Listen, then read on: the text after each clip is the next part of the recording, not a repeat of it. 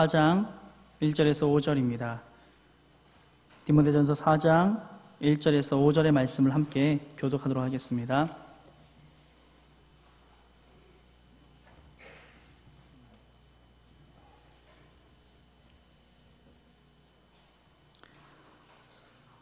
그러나 성령이 밝히 말씀하시기를 후일에 어떤 사람들이 믿음에서 떠나 미혹하는 영과 귀신의 가르침을 따르리라 하였으니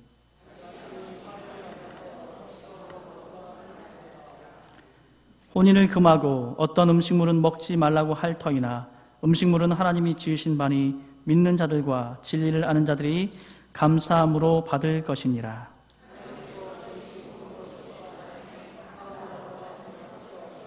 함께 읽겠습니다. 하나님의 말씀과 기도로 거룩하여 지미라. 아멘. 이 시간 거룩하여 지는 방법이라는 말씀의 제목으로 전영호 목사님 말씀 전해주시겠습니다. 할렐루야. 우리 옆에 분에게 인사하겠습니다. 주님의 평안이 함께 하시기를 빕니다 하고, 주님의 평안이 여러분에게 함께 하시기를 빕니다.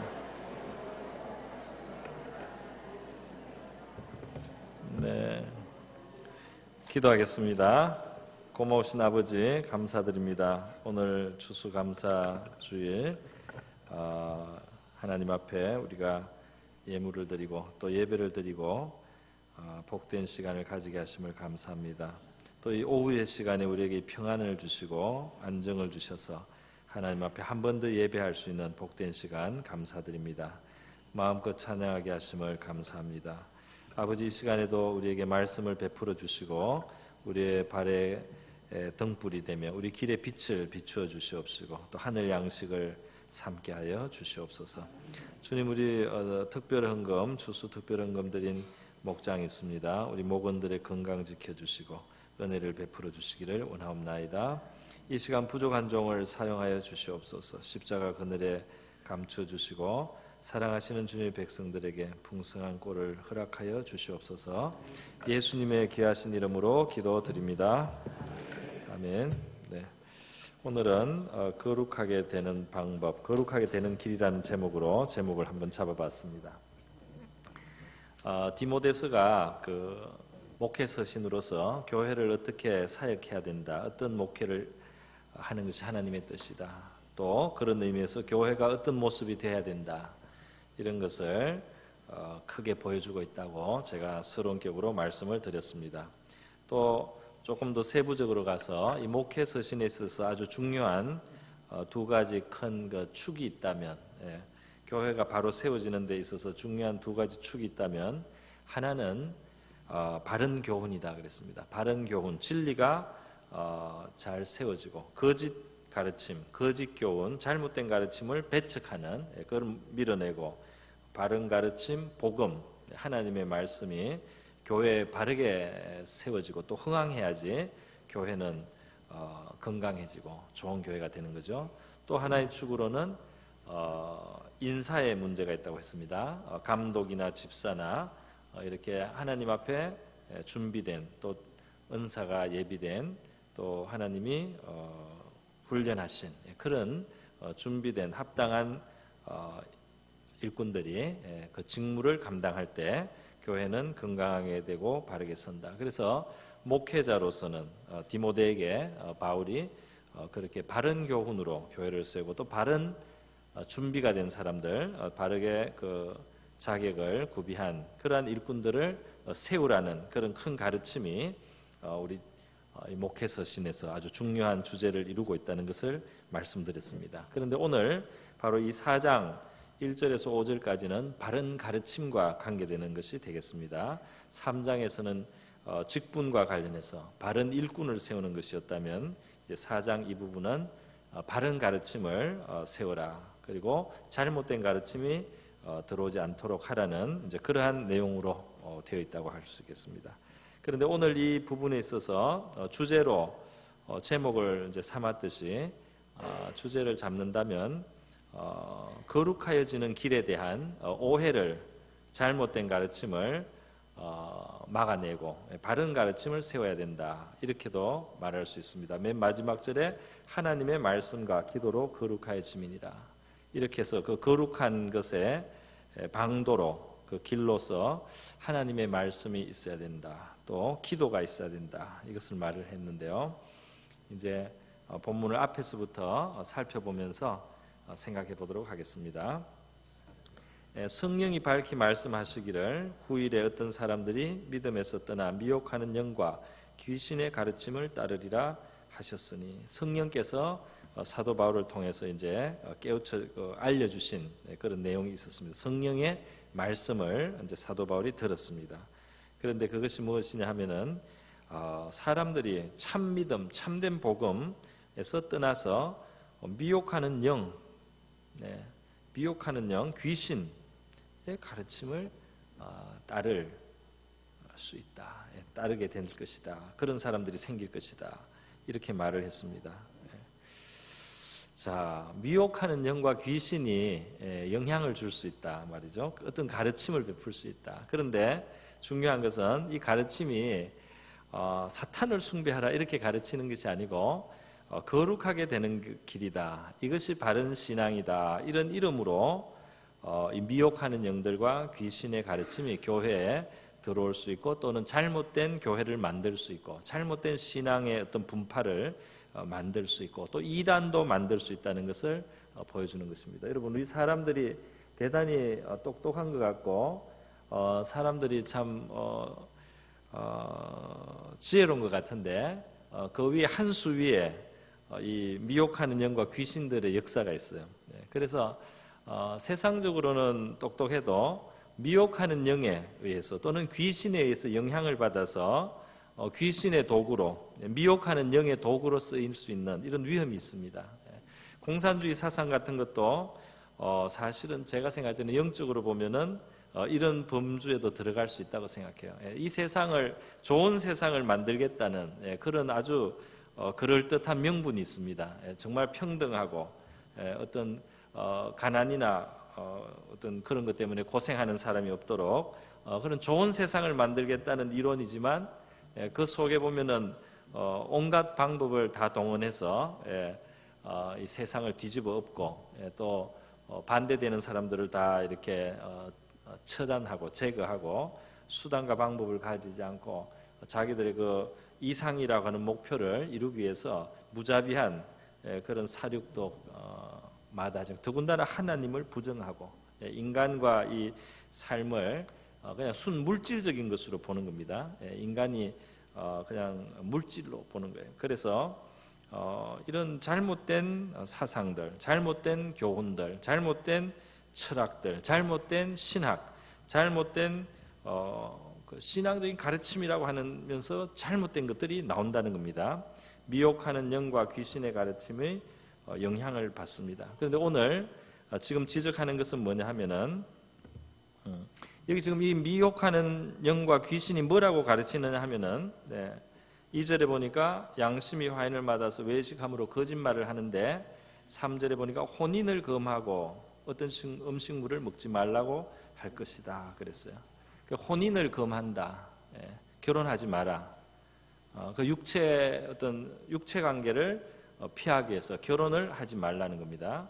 또 음식을 먹지 말라. 어떤 음식이라고 여기 지금 번역을 했는데 옛날 번역에는 그냥 음식이라고 되어 있습니다. 그러니까 이 육체 관계, 성관계, 성행이 결혼 안에서 있는 걸 말합니다. 결혼 안에 성적인 생활, 그 다음에 음식을 먹는 것, 이런 것을 거룩한 것하고 상반되는 것이라고 가르친다는 거예요. 그것은 거룩하지 않고 그런 것은 거룩하게 되는데 방해가 되고, 그렇기 때문에 혼인을 하지 말고 또는 먹지를 말고 그렇게 해야지 영적이 되고 신령해지고 거룩해진다. 그렇게 가르치는 가르침이라는 것입니다. 그러니까 귀신들이 또는 미혹하는 영이 사람들에게 영향을 줘서 경건하게 사는 법 또는 거룩하게 되는 법이라고 가르치는데, 상당히 우리가 보면 바로 이제 극단적인 가르침을 하는 겁니다. 성적인 것은 육체와 관계된 거니까 이것은 악한 것이다. 이것은 더러운 것이다. 사람임을 먹는다는 거, 그리고 배설한다는 거, 이건 너무나 육적인 것이다. 그러니까 이런 것을 다 버려야지 버릴수록 신령해지고 거룩해질 수 있다. 이제 이런 논리로 사람들을 극단적인 삶을 살게 만드는 것, 이것이 바로 이제 귀신들이 또는 미혹하는 영이 그렇게 사람들을 미혹해서 그렇게 믿게 만들고 또 그렇게 가르치는 사람이 생기고 그런 가르침이 또 영향을 받아서 따르는 사람들이 생기고 이렇게 해서 굉장히 왜곡된 신앙생활을 하는 이제 이런 문제가 생긴다는 것입니다. 여러분 어떻게 생각하십니까? 우리 예수님의 모습을 보면은 예수님의 그 모습 속에는 참 사람과 참 하나님으로서의 그 균형 있는 그런 모습을 우리가 볼 수가 있습니다. 신령한 것과 일상적인 것이 함께 잘 조화를 이루어서 갑니다. 예수님은 그런 모습으로 보여주셨어요. 우리 예수님을 보면은 40일 동안 금식을 한 경우가 있습니다. 40일 동안 예수님 금식하기도 하고 꼭 필요한 경우에는 철야 기도를 하시기도 하고 그런 모습이 있어요. 그러나 예수님은 또 식사에 교제를 많이 하시고 그리고 죄인들과도 같이 식사하시고 예수님 하신 일 중에는 또 제자들의 발을 씻기는 아주 평범한 일 같죠. 종이 하는 일 같은 발을 씻기시고 또 부활하시고 나서는 제자들이 그 밤사이 일한 것 때문에 피곤하고 배고플 때 말이죠. 호숫가에서 예수님이 숯불에다가 떡을 굽고 생선을 구워서 와서 먹으라고 그렇게 먹으라고 하셨어요. 얼마나 그 평범하게 보이는 것입니까? 그리고 예수님의 모습 속에는 정말 하나님의 모습, 사람의 모습이 온전하게 조화를 이루고 영적인 것과 우리의 일상적인 것이 하나가 이렇게 되어 있습니다. 그런데 이 귀신의 가르침은 우리 건전하고 건강한 신앙을 비틀어서요, 신령해져라, 거룩해져라 하는 이런 명목으로 극단의 모습을 취하게 하는 겁니다. 그래서 혼인을 아예 금하고, 그걸 결혼을 했던 사람들도 너무 이제 분방을 하고 말이죠. 그래야지 거룩해진다, 경건해진다. 또 먹지도 말라, 최대한 먹지도 말라, 이런 식으로 가르쳐서 사람들로 하여금 하나님이 주신 원래 우리 안에 풍성한 삶, 균형이 잡혀있는 아름다운 삶을 파괴하는 그런 귀신의 가르침을 지금 말하고 있는 것입니다. 지금도 그 인도 같은데 힌두교나 불교 이런 데 가면 정상적이지 않은 걸 볼 수 있어요. 거기에 수행하는 그 구도자들이라고 하는 사람 또는 무슨 스승이라고 하는 이런 사람들이 사는 방법은 정상적인 방법이 아닙니다. 계속 굶는 사람도 있어요. 그냥 30일이 아니라 60일, 100일 그렇게 막 굶는 사람이 있어요. 그냥 이 숨만 쉬고 사는 사람이 있어요. 그래야지 신령하고 거룩해진다고 생각을 하는 거예요. 그건 진짜 뭐 1년 안 먹은 사람도 있어요. 그래 이제 물론 말랐죠. 그러나 죽지 않고 사는 것이 이제 신기하기는 합니다. 무슨 귀신의 능력인지 무슨 능력으로 신기하게 사는데 그것 때문에 이제 사람들은 뭔가 있다고 생각을 하는 거예요. 그런데 이것이 얼마나 하나님이 만든 우리 인간의 참모습, 하나님이 또 인간에게 먹게 하신 거죠. 먹을 것을 하나님이 만드시고 소화기관을 하나님이 만들고 소화하고 배설하는 이런 몸의 이 모든 그 기능을 그렇게 해서 인간의 몸이 돌아가도록 하신 것은 하나님의 디자인입니다. 성도 마찬가지입니다. 성이 있어야지 후손이 생기고 가족이 이루어지고 인간이 제너레이션을 이어가고 다음 세대가 태어나는 거 아닙니까? 가정이 되는 거 아닙니까? 그러니까 이게 성이라고 하는 것도 정당한 울타리 속에서는 얼마든지 하나님이 허락하셨을 뿐 아니라 필요한 것이고 좋게 쓰일 수 있는 것인데 이렇게 좋은 것들을 좋게 사용하면 되는 것들을 이것을 육적인 것이다 이렇게 해가지고 이것이 거룩해지고 신령해지는데 방해가 되는 것이다 이렇게 해가지고 그것을 극단적으로 거부하게 해서 아주 왜곡된 형태의 인간의 모습을 만드는 것, 이게 마귀적인 것이고 귀신의 영향에 있다는 것입니다. 물론 균형이 필요합니다. 언제나 균형이 필요해요. 그래서 성경에서도 보면 금식에 대해서 가르칩니다. 금식 기도가 있는 것을 우리가 알 수 있습니다. 예수님도 금식 기도할 때는 어떻게 하라 이렇게 가르쳤어요. 금식을 할 때는 사람들에게 너무 편하지 않도록 하라든지 그런 것을 가르쳐 주셨습니다. 또 고린도서에도 보면은 결혼하고 특별히 기도에 헌신하기 위해서 그 남편과 아내 사이에 육체적인 관계를 하지 않고 분방을 하는 그러한 시간을 필요할 때는 가져라. 그렇게 가르쳤어요. 필요할 때는 그렇게 가지고 또 다시 합하라는 말씀도 있습니다. 그렇게 계속 떨어져 있지 말라고 그렇게 가르친 게 있습니다. 어쨌든 성경에 보면은 우리가 필요에 따라서 먹는 것에 대한 통제가 필요할 때도 있고, 부부 사이라도 성적인 그런 생활에 있어서 절제를 해야 될 필요가 있다. 그것이 영적으로 그렇게 하는 것이 유익할 때가 있기 때문에 그런 것을 적절하게 우리가 사용할 줄 알아야 된다. 이렇게는 성경이 말을 하고 있습니다. 그러나 그걸 안 할수록 거룩해지고, 먹지 않을수록 거룩해지고, 부부 생활을 안 할수록 신령해진다. 성경은 절대로 그렇게 가르치지 않거든요. 그런데 귀신과 미혹하는 영들은 그렇게 사람들을 밀어가지고 푸시를 해가지고 극단적인 것을 하도록 이렇게 만듭니다. 그래서 귀신의 역사를 보면 항상 극단적이고 왜곡이 돼 있고 균형이 없고 그렇게 돼 있어요. 사탄이 자기를 광명의 천사로 꾸밀 수 있다고 성경이 말하고 있습니다. 그래서 명분은 그럴듯해요. 육체적인 것은 죄와 관련되지 않느냐 이렇게 해가지고, 그러면 신령해지기 위해서는 모든 것을 이쪽에 차단해야 된다. 그래서 최대한 안 먹게 하고 말이죠. 이런 것이 오늘 본문에 자기 양심이 화인을 맞아서 외식함으로 거짓말하는 것이다. 이것이 정말 좋은 가르침이 아니고 비양심적인 가르침이다. 그렇게 지금 말을 하고 있습니다. 오늘 이 본문이 시작할 때 그러나로 시작을 하고 있는데요. 그러나 성령이 밝히기를 이렇게 시작을 하고 있습니다. 그래서 이 앞에 부분하고도 어떤 관계가 있는데 그게 뭐냐 하면은 앞에 부분에 바로 예수님이 육신으로 나타나시고 영으로 의롭다 하심을 받고 천사들에게 보이시고 만국에 전파되시고 세상에 믿음 받으시고 영광 가운데 올리우셨다. 이렇게 해서 예수님, 몸을 입고 이 세상에 오셨던 예수님, 몸을 입고 이 세상에 오셔서 자기 몸으로 순종하시고 자기 몸으로 희생의 제물이 되시고 또 몸으로 부활하신 그 예수님, 그 예수님의 복음은 이 영적인 것과 우리 육신적인 것이 이렇게 하나가 되고 균형을 갖고 있고 잘 어우러지고 잘 조화가 되어서 어느 것 하나도 버리지 않은 그런 모습입니다.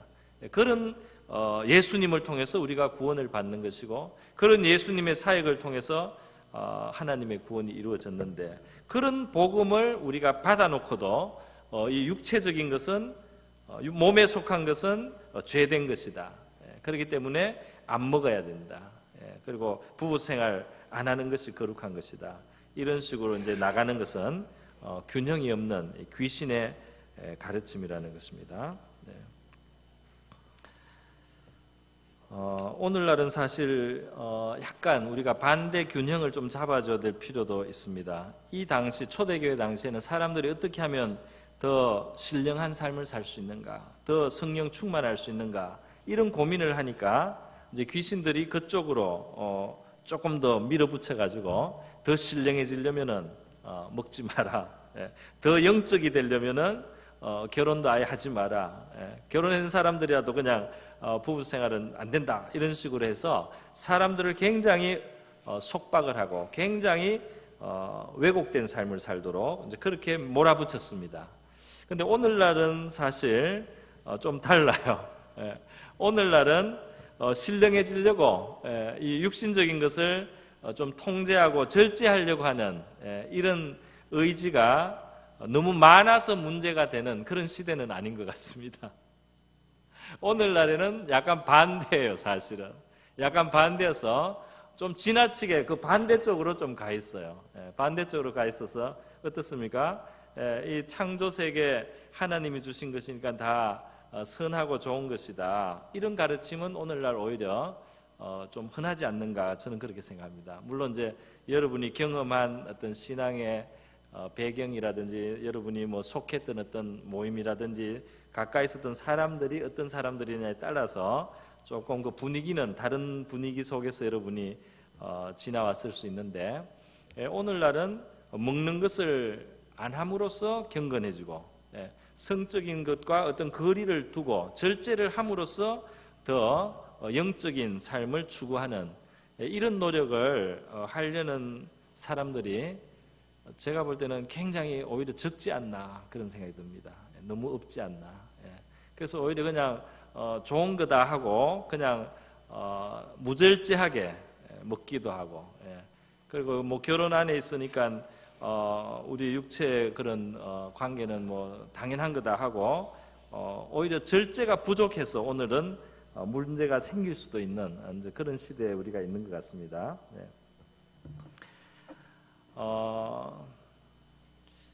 이 귀신의 가르침이 잘못됐다는 것, 혼인을 금하고 식물을 금함으로 신령해질 수 있다는 것을 얼마나 이것이 잘못됐는가를 제일 단적으로 보여주는 한 예가 있는데요. 그것은 우리 창세기에 나오는 에녹이라는 사람의 생애죠.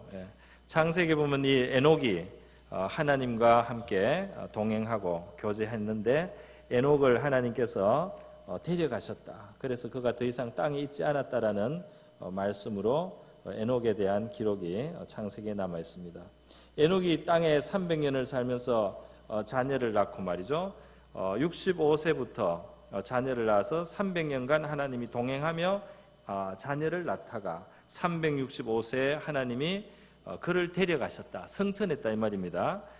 창세기 5장 21절에서부터 24절에 이 에녹의 이야기가 나오는데 에녹이라고 하는 사람은 그 생애에 평생에 자식을 놓고 지낸 겁니다. 그 자식을 놓고 자식을 키우면서 그러니까 부부 생활을 한 겁니다. 부인이 있었고 그 사이에서 자식이 태어났단 말이에요.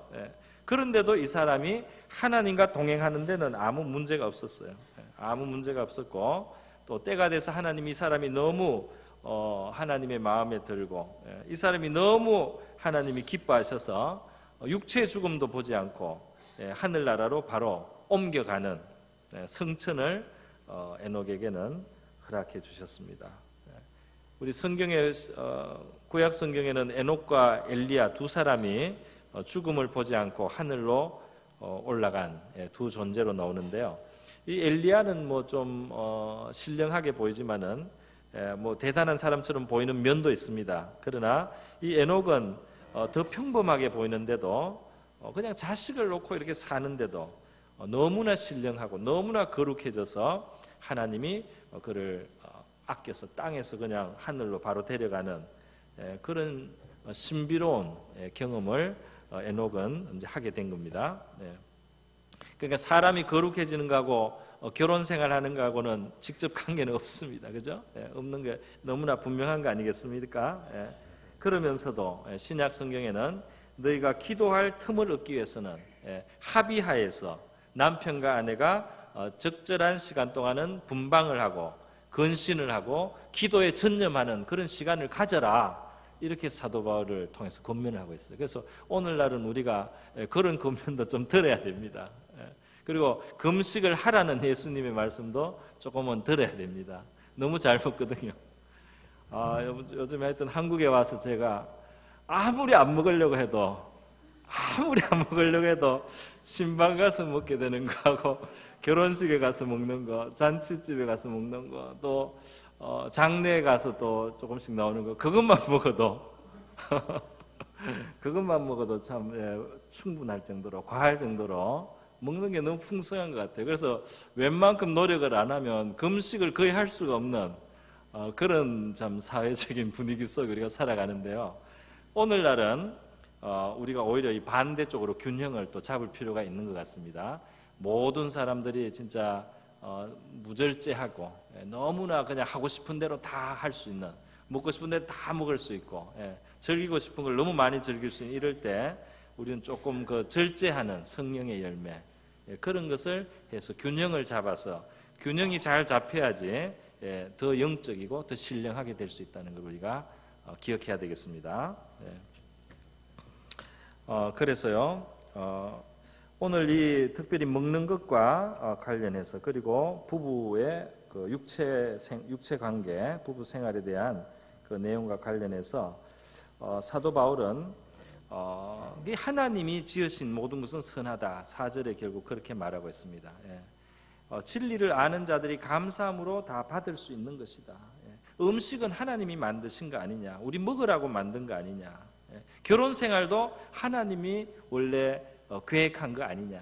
인간이 그렇게 살도록 하나님이 설계한 거 아니냐. 그래서 그것을 그대로 잘 받으면 선한 것이다 그랬어요. 감사함으로 받으면 음식 중에 못 먹을 음식이 없고 다 먹을 수 있는 것이다. 그렇게 말하면서 결론을 5절에서 내고 있습니다. 하나님의 말씀과 기도로 거룩하여 지민이라. 이 말씀은 이제 두 가지 차원에서 해석을 할 수 있습니다. 하나의 차원은 뭐냐 하면 하나님의 말씀과 기도로 거룩해지는 그 자체를 음식이나 결혼으로 국한을 해서 먼저 생각을 해볼 수 있습니다. 먹는 것, 먹고 일상생활을 하는 것, 요리를 하고 식탁을 차리고 밥을 먹으면서 대화를 하고 그렇게 몸을 돌아보는 것 말이죠. 그 다음에 결혼을 하고 부부 사이에 육체관계가 있고 결혼생활이라는 걸 하는 것, 이런 모든 것들을 그 자체가 거기에 하나님의 말씀이 있고 그것이 기도로서 기도하면서 그것이 이루어질 때는 그것이 거룩한 것이 될 수 있다. 이렇게 먼저 볼 수가 있습니다. 그렇지 않습니까? 여러분, 밥 먹는 것도 굉장히 거룩해질 수 있죠. 밥을 차리고 요리를 하고 이렇게 밥상을 차리는 것도 거룩한 일이 될 수 있습니다. 그 먹는 사람을 위해서 기도하면서 하나님께 진짜 감사로 기도를 하면서 식탁을 위해서 가족의 건강을 위해서 기도를 하면서 식탁을 차리고 이렇게 하면 그 밥을 짓고 요리하고 그 식탁에서 먹는 그것이 거룩한 일이 될 수 있단 말이죠. 저는 그 영국에서 신학교에서 그 일을 할 때 밥 먹는 시간을 위해서 기도를 했어요. 그러니까 식사 시간이 1시였던, 거기는 1시에 식사를 했는데 오전에 좀 수업이 많고 1시에 식사를 하면 제가 1시 한 15분 그 되기 전에 15분 전이나 뭐 10분 전이나 그때부터는 다른 일을 놓고 그 식탁에서 밥 먹는 시간을 위해서 기도를 했습니다. 왜냐하면은 거기 신학생들을 만나서 대화를 할 수 있거든요. 근데 그 대화를 하는 10분에 대화를 하는 30분 식사 시간에 굉장히 유익한 시간이 될 수 있습니다. 그 밥 먹고 같이 밥 먹는 그 신학생의 마음에 있는 문제를 도와줄 수도 있고 신앙적인 가이드를 해줄 수도 있고 내가 조언을 해줄 수도 있고 그 사람에게 굉장히 좋은 시간으로 내가 그 시간을 그 대화를 할 수 있기 때문에 그래서 그 밥 먹는 시간을 그냥 밥 먹는 시간이라고 생각하지 않고 사역하는 시간이라고 생각을 하고 10분 15분 기도를 하고 갔어요. 그런데 정말 좋은 대화를 많이 했습니다. 굉장히 깊은 이야기를 많이 했어요. 생각보다 영국 사람들은 피상적인 이야기를 할 때가 많아요. 그 사람들은 서로 타치를 안 하려고 서로 거리를 두고 날씨 이야기하고 뭐 적당한 이슈를 이야기하는데 저는 대화를 하면은 그 사람의 깊은 문제까지 이야기를 하고 그 사람 깊은 곳에 있는 이야기를 듣고 그 사람에 대해서 제가 해줄 수 있는 이야기를 하고 그렇게 하고 그 앞으로의 사역에 대한 그런 좀 제가 해줄 수 있는 이야기도 해주고 그런 방향으로 그 시간을 깊은 이야기를 했습니다. 그래서 밥 먹고 나서 제일 오랫동안 앉아있는 때가 많았어요. 계속 이야기가 길어지기 때문에 깊은 이야기를 하게 되는 겁니다. 그래서 저는 뭐 특별한 외적으로 그건 아무 어디에 기록되는 건 아니지만 제 나름대로는 사역을 생각하고 밥 먹는 시간을 사용을 했습니다. 부부간의 결혼 생활 속에도 그런 일이 저는 있을 수 있다고 생각합니다. 부부간의 일들을 두고 우리가 당연한 일, 뭐 밥 먹는 일, 같이 자는 거, 뭘 하는든지 거기에 하나님께 기도하고 그것이 뜻있고 귀한 시간이 되게 해달라고 우리가 그런 기도를 하고 그것은 일상적인 삶이지만 굉장히 평범한 것 같지만 기도하고 그것을 준비된 마음으로 나가고 거기에 하나님의 말씀을 우리가 그 안에 받아들여서 말이죠. 하나님의 말씀이 있지 않습니까? 결혼 생활에 남편이 어떻게 하고 아내가 어떻게 하고 우리가 살아가는 일상에서 어떻게 하나님 앞에 범사에 감사하고 하나님 말씀들을 생각하고 우리가 행하는 평범한 일, 평범한 활동들 이런 것들은 거룩해질 수 있다. 거룩한 것이 어디 명상만 하고 어디 여러 날 기도만 하고 무슨 신령한 어떤 활동만 해야지 거룩한 것이 아니고 평범한 일들도 하나님의 말씀이 거기에 우리가 그 말씀을 의지하고 또는 말씀의 원리대로 하고 말씀을 기억하면서 하고 그리고 또 기도하면서 그것을 향해서 하나님이 그걸 축복해 달라고 그 시간이 어떤 참 유익한 시간이 되게 해달라고 그렇게 하나님 앞에 기도하고 하나님이 함께 해달라는 그런 기도를 하면서 하는 우리의 일상의 이 삶들이 거룩해진다는 것입니다. 나아가서 이것을 조금만 확대하면 그냥 사람이 어떻게 거룩해지느냐 그것도 이 말씀이 설명해 주는 거라고 할 수 있습니다. 사람이 어떻게 거룩해집니까? 육체적인 것은 다 멀리하고 먹지도 않으려고 하고 결혼을 하고도 동침을 안 하고 이렇게 하면 거룩해집니까? 그렇게 하면은 나중에 혹시 나는 이렇게 대단한 금욕을 했다 혹시 이렇게 자랑하고 이럴 수는 있을지 몰라도 그 자체가 사람을 거룩하게 만드는 것은 아니다 하는 것입니다. 금욕을 하거나 금식을 하는 것이 우리를 자극하고 우리를 집중시켜서 하나님 앞에 가깝게 나가게 하고 하나님께 집중을 시키는데 가끔 필요합니다. 그러나 사람을 정말 거룩하게 만들어주는 것은 우리 내면에 하나님의 말씀이 들어와야지 거룩해집니다. 우리 생각과 의식이 하나님의 말씀에 의해서 형성이 되고 우리 의식과 생각이 그래서 그것이 뻗어나가서 우리의 행동까지 태도나 행동까지 하나님의 말씀에 일치되게 그렇게 되면은 사람이 거룩해지는 거죠. 그러니까 제가 지난번에도 이야기했지만은 제가 아는 한 분이 은혜를 받았는데 이제 뭐 방언도 하고 이렇게 됐어요. 성령을 받고 뭐 좀 변화가 많이 왔어요. 그러나 옛날에 있었던 그대로 화가 나면 혈기가 많이 나서 말이요 싸움을 많이 했다는 거예요. 주먹을 많이 휘둘렀다는 거예요. 그 분명히 은혜 받은 사람, 성령을 경험했는데도 은사까지 있는데도 혈기는 남아 있었다는 거예요. 싸움은 했다는 거예요. 그런데 나중에 어느 계기로 하나님의 말씀을 묵상을 하기 시작했는데 하나님 말씀을 자꾸 묵상하고 자기 내면으로 받아들이고 자꾸 그것이 안에 자꾸 말씀이 들어가서 쌓이니까 자기 생각과 태도가 점점 영향을 받아서 나중에는 어느 날 깨닫고 보니까 석 달 동안 한 번도 안 싸웠다. 깜짝 놀랐다는 거예요. 내가 석 달 동안 주먹을 안 휘둘렀다는 사실에. 그리고 그 이후로도 그 사람은 안 싸웠어요. 제가 아는 범위에서. 굉장히 온유한 사람이 됐습니다. 변화가 되는 거예요. 말씀이 사람을 거룩하게 만듭니다. 그리고 또 기도가 우리가 거룩해지는 데 있어서 굉장히 중요한 역할을 합니다. 말씀과 기도가 왜 사람을 거룩하게 하느냐 하면 이것은 하나님과 우리를 자꾸 접촉시키는 거예요. 말씀 속에 성령이 우리 안을 자꾸 빚어갑니다. 우리 마음속에 감화를 주고 영향을 줍니다. 우리가 기도를 할 때 하나님하고 우리 영혼의 문을 열고 서로 교통을 하는 동안에 하나님과의 그 접촉이 일어나서 거룩하신 하나님과 접촉을 하기 때문에 기도를 많이 하다 보면은 그 하나님의 거룩하심에 영향을 받는 겁니다. 그래서 우리 안에 거룩해지고 또 우리의 속사람이 성령으로 말미암아 힘을 얻어서 죄를 멀리할 수 있고 죄를 거부할 수 있는 이런 힘이 생기게 되는 거죠. 그래서 하나님의 말씀과 기도로 우리가 거룩해진다. 그렇게 이 본문을 해석할 수 있겠습니다. 여러분 우리는 지금 어떤 자리에 있습니까? 어떤 분은 이런 면에서 균형이 필요하고 어떤 분은 저런 면에서 균형이 필요할 수 있을 것 같아요.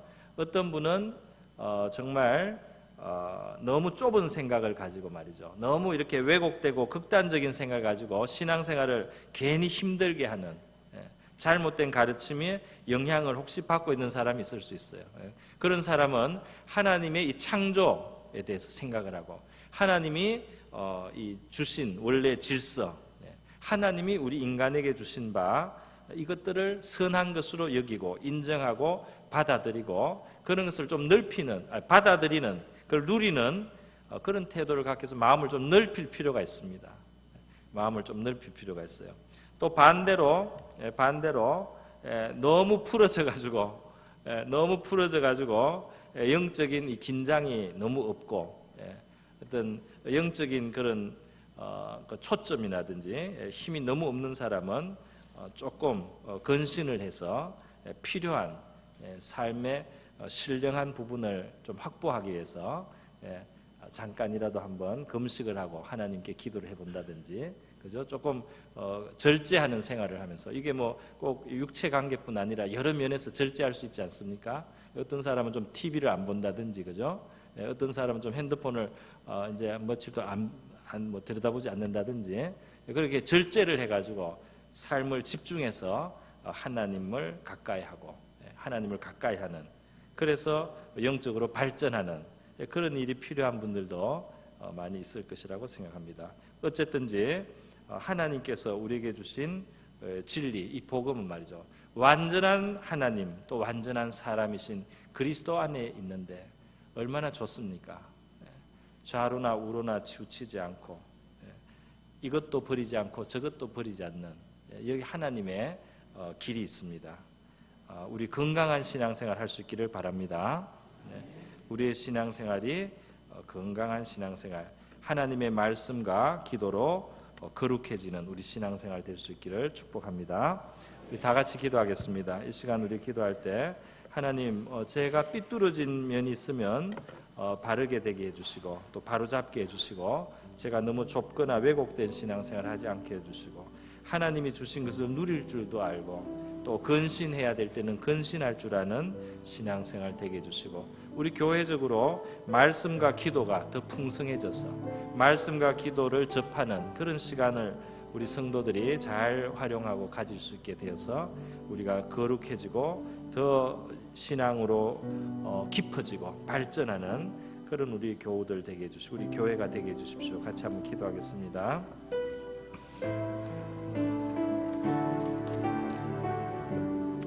하나님 아버지, 감사드립니다. 오늘 거룩하게 되는 방법이 극단적인 어떤 금욕의 길이 아니며 그러한 치우친 가르침들이 우리 인간의 하나님 형상으로서의 모습을 아름답게 만들어주는 것이 아니고 왜곡시키고 또 추하게 오히려 만들고 병들게 할 수 있다는 것을 가르친 이 말씀을 상고해 보았습니다.